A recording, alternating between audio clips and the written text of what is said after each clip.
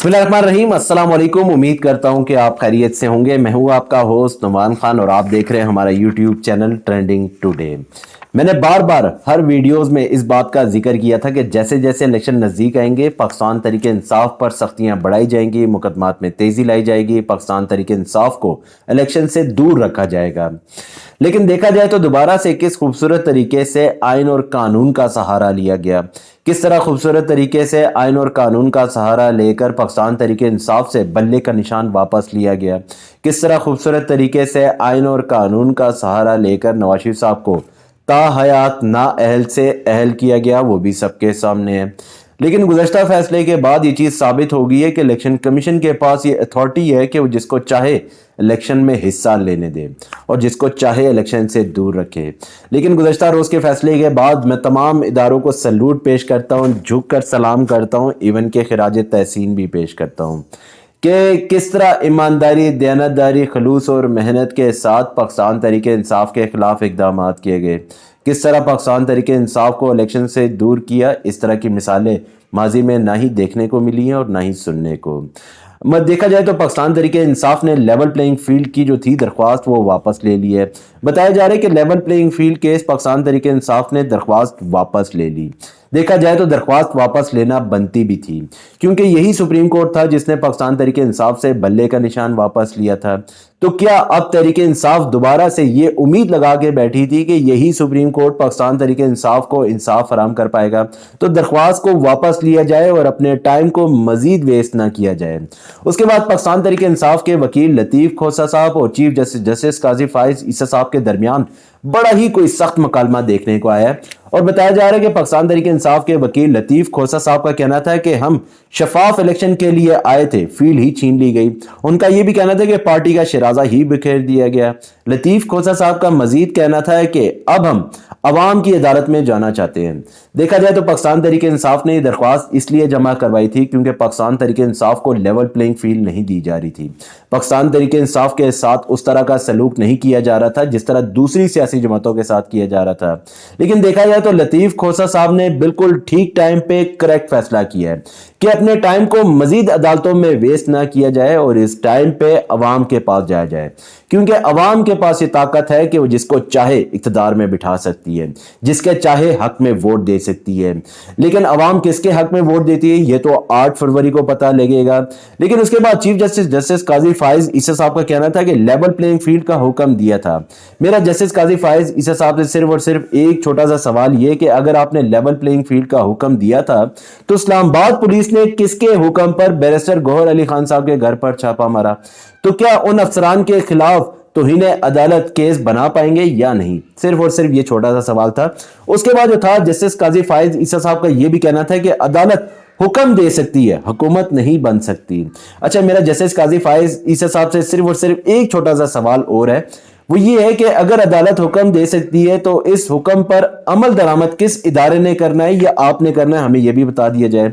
उसके बाद जस्टिस मुसर्रत हिलाली साहिबा का कहना था कि क्या आपको लगता है इंतखाबात शफाफ नहीं है? तो मेरा यही सवाल जो है वो जस्टिस मुसर्रत हिलाली साहिबा से भी यही है कि क्या आपको लगता है कि मुल्क में साफ शफाफ इलेक्शन हो पाएंगे? मेरा जो है मुसर्रत हिलाली साहिबा को सिर्फ और सिर्फ एक छोटी सी एडवाइस ये कि अगर आप अपनी आंखों से रियासी चश्मा हटा के देखेंगी तो आपको सारा कुछ नजर आ जाएगा कि मुल्क में क्या चल रहा है, किस तरह एक पार्टी के खिलाफ इकदाम किए जा रहे हैं, किस तरह इलेक्शन कमीशन एक पार्टी को हिरासा कर रहा है, किस तरह एक पार्टी को जो है दीवार के साथ लगाया जा रहा है। और उसके बाद जो था वो लतीफ़ खोसा साहब का ये कहना था कि इंतखाबात बिल्कुल गैर मुनसिफाना है, जिस पर जस्टिस मुसर्रत हिलाली साहिबा का कहना था कि इलेक्शन कमीशन फेयर नहीं, इलेक्शन कमीशन एक पार्टी के पीछे भाग रहा है।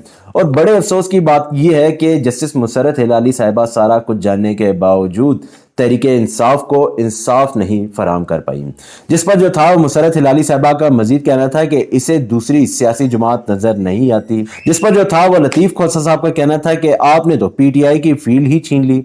मजीद लतीफ़ खोसा साहब का कहना था कि आपके फैसले से हमारी 230 नशिस्तें छीन ली गई।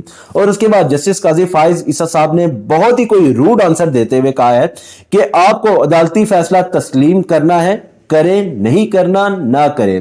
اور افسوس کی بات یہ کہ سپریم ادارہ, سپریم قاضی اگر یہ بات کرے تو نہایت افسوس ہوتا ہے. اگر انصاف کا دروازہ سپریم کورٹ میں نہ کٹکھٹایا جائے, اگر انصاف کے لیے سپریم کورٹ میں نہ جایا جائے تو کس ادارے کے پاس جایا جائے. اور میں نے آپ کو کہا کہ مجھے نہایت افسوس ہے کہ اس طرح کے قاضی, یعنی کہ ایک سپریم قاضی نے اس طرح کی بات کی ہے. اور اس کے بعد جو تھا وہ پاکستان تحریک انصاف کے بانی عمران خان صاحب کے خلاف توہین الیکشن کمیشن کی سماعت ہوتی ہے, اور پاکستان تحریک انصاف کے وکیل شعیب شاہین صاحب نے دلائل دیتے ہوئے کہا ہے کہ لیول پلینگ فیلڈ نہیں مل رہی, نشان بھی چھین لیا گیا. ان کا یہ بھی کہنا تھا کہ توہین کی کارروائی بھی ہمارے خلاف, یہ زیادتی ہے. اور دیکھا جائے تو انہی اداروں کے کندھوں پہ بیٹھ کے ہی تو نواز شریف صاحب نے اقتدار میں بیٹھنا ہے. تو کیا آپ شعیب شاہین صاحب, آپ کیا انہی اداروں سے انصاف کی امید لگا کے بیٹھے ہیں؟ مزید جو تھا وہ شعیب شاہین صاحب کا کہنا تھا کہ سپریم کورٹ کے خلاف پی ڈی ایم جماعتوں نے کیا کچھ نہیں کیا, انہیں تو نہیں بلایا. دوسری کوئی کچھ بھی کہتا رہے, جہاں پہ بات آتی ہے پاکستان تحریک انصاف کی, وہاں پہ آئین بھی یاد آ جاتا ہے, وہاں پہ قانون بھی یاد آ جاتا ہے, وہاں پہ ان کی امپلیمنٹیشن بھی یاد آ جاتی ہے. لیکن کوئی دوسرا تیسرا کچھ بھی کہتا رہے, وہاں پہ ان کی آنکھیں بھی بند ہو جاتی ہیں, وہاں پہ ان کی زبانوں پہ تالے بھی لگ جاتے ہیں, وہاں پہ ان کے کان بھی بند ہو جاتے ہیں. اب مسئلہ یہ کہ یہاں پہ بات پاکستان تحریک انصاف کی ہو رہی ہے, تو یہاں پہ تو آئین قانون ان کی امپلیمنٹیشن بھی یاد آ جاتی ہے. تو جس پر جو تھا وہ رکن الیکشن کمیشن کا کہنا تھا کہ آپ ہمیں گالیاں نکالیں اور ہم کچھ نہ کریں. اور دیکھا جائے تو ماضی میں اگر آپ کو یاد ہوگا کہ کس طرح رہنماؤں نے الیکشن کمیشن کے خلاف زبانیں استعمال کی, کس طرح سپریم کورٹ کے خلاف زبانیں استعمال کی, کس طرح سپریم کورٹ کے ججوں کے خلاف زبانیں استعمال کی, تو کیا ان پر کیس بنائے گئے؟ افسوس کی بات یہ کہ یہاں پہ بات ہو رہی ہے پاکستان تحریک انصاف کی, جس پر جو تھا وہ شعیب شاہین صاحب کا کہنا تھا کہ رحیم یار خان میں 150 لوگوں کے خلاف پرچے کاٹے گئے. یہاں پہ شعیب شاہین صاحب کو ایک بات سمجھنے کی ضرورت ہے کہ انہی ریاستی اداروں کے کندھوں میں بیٹھ کے نواز شریف صاحب نے اقتدار میں بیٹھنا ہے. تو کیا آپ ان اداروں سے انصاف کی امید لگا کے بیٹھیں کہ یہ آپ کو انصاف فراہم کر پائیں گے؟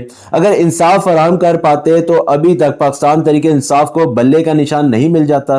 تو آپ کو سمجھنا چاہیے کہ کس طرح ریاستی ادارے ایک پارٹی کے خلاف کام کر رہے ہیں. اور جس پر جو تھا وہ رکن الیکشن کمیشن کا کہنا تھا کہ آپ انتخابی عملے پر حملہ کیوں کرتے ہیں. اور افسوس کی بات یہ کہ ماضی میں جو کچھ ہوتا رہا وہاں پہ الیکشن کمیشن نہیں بولا, لیکن یہاں پہ بات آتی ہے پاکستان تحریک انصاف کی تو ان کو حملے بھی یاد آ جاتے ہیں, ان کو زبانیں بھی یاد آ جاتی ہیں, ان کو سارا کچھ یاد آ جاتا ہے. اس کے بعد شعیب شاہین صاحب کا کہنا تھا کہ ہم آہ بھی کرتے ہیں تو ہو جاتے ہیں بدنام. آپ جس پر الیکشن کمیشن کے رکن کا کہنا تھا کہ آپ بندوق سے کرتے ہیں. اچھا, بڑی عجیب بات ہے کہ ماضی میں جس طرح رہنما الیکشن کمیشن کے خلاف زبانیں استعمال کرتے رہے, کس طرح اداروں کو جو ہے ہراساں کرتے رہے, کس طرح ججوں کو ہراساں کرتے رہے, تب تو کسی پہ کوئی کیس نہیں بنایا گیا, نہ ہی کسی کے خلاف توہین عدالت کا کیس بنا, نہ ہی کوئی الیکشن کمیشن کی توہین کا بنا. لیکن اسی طرح ادارے چلتے رہے, اسی طرح جو تھا وہ زبانوں پہ تالے لگائے گئے. تو یہاں پہ بات آتی ہے پاکستان تحریک انصاف کی, تو وہاں پہ ان کی آنکھیں بھی کھل جاتی ہیں, کان بھی کھل جاتے ہیں, زبانیں بھی کھل جاتی ہیں, ہاتھ پاؤں بھی کھل جاتے ہیں, ایون کہ آئین بھی یاد آ جاتا ہے, قانون بھی یاد آ جاتا ہے. اس کے بعد عمران خان کے کاغذات نامزدگی مسترد ہونے کے خلاف اپیل پر سماعت. پاکستان تحریک انصاف کے وکیل عزیز بھنڈاری صاحب کا کہنا تھا کہ عمران خان کے NA 89 اور NA 122 سے کاغذات مسترد کیے گئے. عزیز بھنڈاری صاحب کا مزید کہنا تھا کہ اخلاقی پستی کو دیگر جرائم کی طرح نہیں دیکھا جا سکتا. مزید ان کا یہ بھی کہنا تھا کہ ریٹرننگ افسر کا کام نہیں کہ وہ اخلاقی پستی پر فیصلہ دے, ریٹرننگ افسر عدالت کا اختیار نہیں رکھتا. اور میں نے آپ کو کہا کہ پاکستان تحریک انصاف کی ہمیشہ سے کوشش تھی کہ RO اور DRO جو ہے وہ عدلیہ سے لیے جائیں. اب جس طرح کے مسئلے اٹھ رہے ہیں اور جس طرح کے مسئلے اٹھائے جا رہے ہیں, جس طرح کا کام ہو رہا ہے پاکستان تحریک انصاف کے ساتھ, یہ اس بات کا علم پاکستان تحریک انصاف کو پہلے بھی تھا. اور اسی لیے جو تھا وہ بات کی گئی تھی کہ عدلیہ سے ہی RO اور DRO لیے جائیں. اب مسئلہ یہ کہ الیکشن کمیشن جو ہے کس طرح کام کر رہا ہے وہ بھی آپ کے سامنے ہے. اس کے بعد جو تھا وہ عزیز بھنڈاری صاحب کا مزید کہنا تھا کہ میرے موکل پر اثاثہ جات غیر قانونی طور پر بنانے کا الزام نہیں. ابھی تک تو عدالتیں یہ ثابت نہیں کر پائیں کہ ان کے خلاف مقدمات کس قسم کے ہیں, کس طرح مقدمات کو لمبا کھینچا جا رہا ہے. ابھی تک کس طرح جو ہے وہ ان مقدمات کا جو ہے وہ سامنا کر رہے ہیں وہ بھی سب کے سامنے ہے۔ لیکن میں نے آپ کو کہا ہے کہ یہ ایک لیڈر کی نشانی ہے کہ مشکل حالات میں بھی وہ اپنے ملک میں ہے، کس طرح وہ جو ہے مقدمات کا سامنا کر رہا ہے، کس طرح مقدمات میں جو ہے ان کو کھینچا جا رہا ہے وہ بھی سب کے سامنے ہے۔ لیکن عوام نے فیصلہ کرنا ہے کہ کیا وہ بھاگتے ہوئے لیڈر کو دیکھنا چاہتے ہیں یا ان لیڈر کو دیکھنا چاہتے ہیں جو مشکل حالات میں بھی اپنے قوم میں رہے۔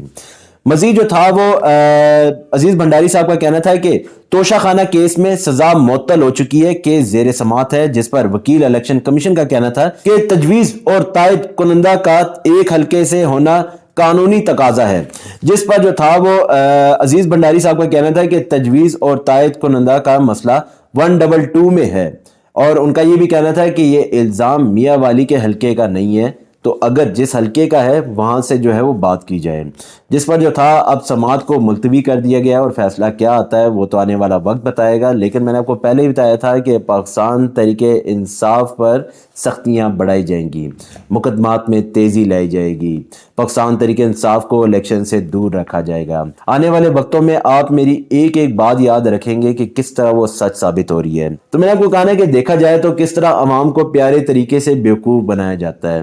میری نیوز جو تھی آج تک یہی تک تھی، آپ اپنا خیال رکھیے گا، آپ سے پھر ملاقات ہوگی۔ ہمارے چینل کو جو ہے سبسکرائب کرتے رہیے گا تاکہ آپ کا پیار ہم تک پہنچتا رہے۔ آپ اپنا خیال رکھیے گا، آپ سے پھر ملاقات ہوگی۔ اللہ حافظ۔